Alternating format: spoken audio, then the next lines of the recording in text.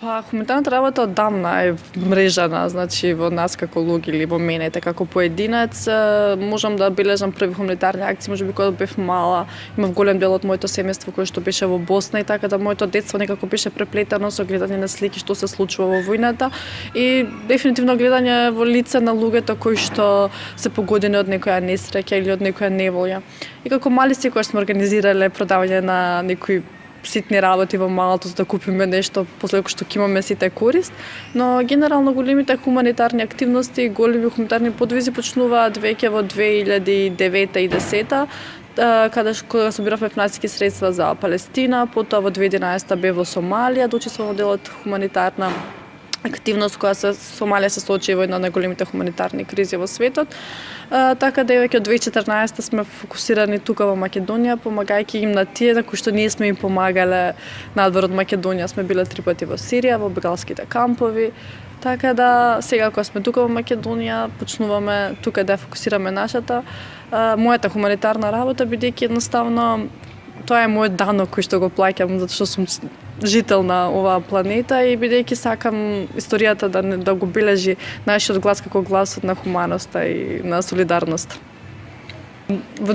2015 заедно со најголема хуманитарка во Македонија, Ленча Здравкин, повеќето позната кај луѓето, во април месец ни се јави дека некој бегалец со несвестил кај нејза на улица и однесен во болница, веднаш отидовме да го посетиме и беше со 2 мали деца.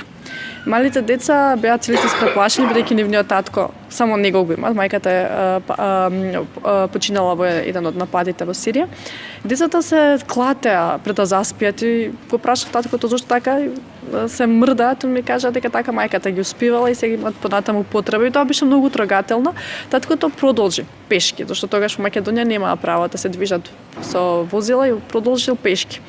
Ни се јави подоцна после 2 дена во Скопје дека повторно е во болница, повторно му се слошило и го прашавме каде се децата, рече децата се на сигурно. И ние бевме испреплашени каде се децата, дали се со криумчар, дали се во некое место. Многу бевме загрижени за него. Подоцна од Скопската болница беше отпуштен без да знаеме каде е.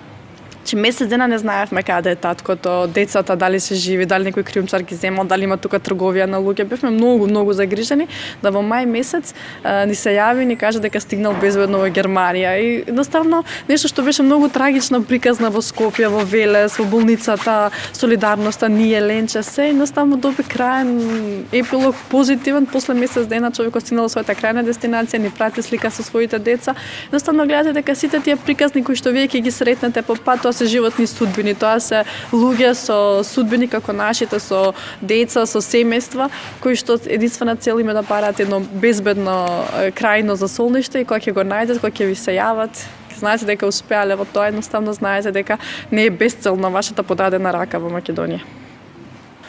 Во денешно време каде што хуманоста е реткост и гледаме дека какви лоши ветришта дуваат не само во Европа, гледаме и во Америка и секаде, навистина ретко да најдете луѓе кои што се истомисленици, но она што хуманоста во Македонија го направи е тоа што ги обедини различните и што во Македонија сме толку различни, не само нација, вера, туку и политички убедувања и само се разликува. Многи ме причини да бидеме разделени. Хуманоста успеа да обедини еден голем број на луѓе, посебно јас кој што ги имам запознаено и луѓето кои што ги запознав од 2014, 2015 новој пат на патот на помагање на бегалците, ден денеска сме многу добри пријатели, иако можеби тие успорија во својата помош, но сепак станавме многу блиски во контакт бидејќи ви треба такви истомисленици со кои што вие едноставно ќе ве потикнуваат да го правите тоа што го правите и во хуманоста во Македонија навистина обедини еден прекрасна множито на луѓе, различни во некои димензии, но сепак еднакви во својата желба за хуманост и за помагање на другите.